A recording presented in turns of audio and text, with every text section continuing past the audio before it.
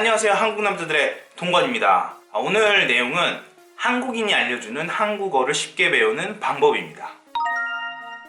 한국어를 배우는 사람들이 계속 늘고 있습니다. 그러면 어떻게 해야 한국어를 잘할 수 있을까? 과연 정답이 있을까요? 솔직히 말씀드리면 그런 방법이 있습니다. 근데 저 한국인은 모릅니다.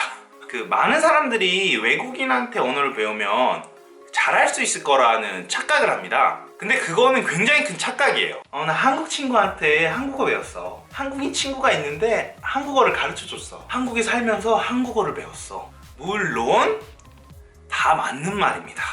근데 절대로 그냥 한국 사람은 여러분의 한국어를 발전시켜 드릴 수 없습니다. 그 이유는 한국인들은 한국어를 자연스럽게 배우기 때문입니다. 생각을 해보세요. 여러분 독일 사람입니까?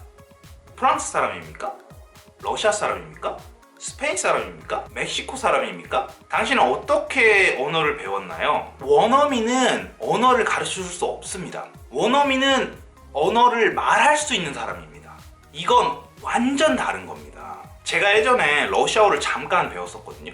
러시아어 알파벳을 배우고 안녕하세요 라는 단어를 배웠어요. 근데 알파벳대로라면은 zdravstvuyte. 근데 실제 발음은 zdravstvuyte. 근데 저는 그걸 몰랐어요. 그래서 러시아 친구한테 왜 이렇게 발음이 되느냐고 물어봤습니다. 근데 그 러시아 친구도 모르더라고요. 근데 언어라는 건 사실 알파벳대로 읽지 않는 경우가 많이 있습니다. 근데 일반적인 원어민들은 그걸 잘 모릅니다. 원어민은 그냥 말할 줄 아는 겁니다.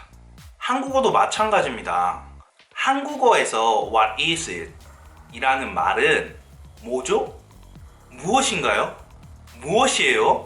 뭐고? 무엇이단가? 뭔데? 이런 말들로 씁니다. 근데 솔직하게 저는 왜 이런지 모르겠어요. 그러니까 누군가가 이런 말 쓰면 저는 알아듣습니다.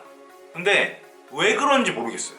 자, 그래서 결론적으로 한국어를 잘하고 싶으면 한국어를 공부한 사람에게 물어보는 것이 좋다.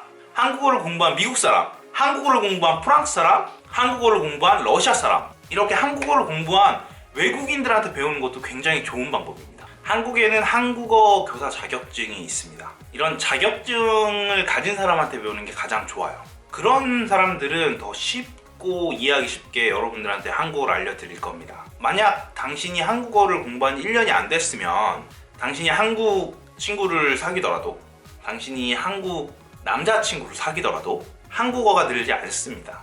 그러니까 언어라는 것은 기초적인 것들을 안 후에 그 다음에 원어민들이 쓰는 자연스러운 단어를 찾아야 됩니다. 제 말 이해하십니까? 자, 그래서 결론! 나한테 한국어를 물어보지 마라. 구독, 좋아요 눌러주세요. 감사합니다.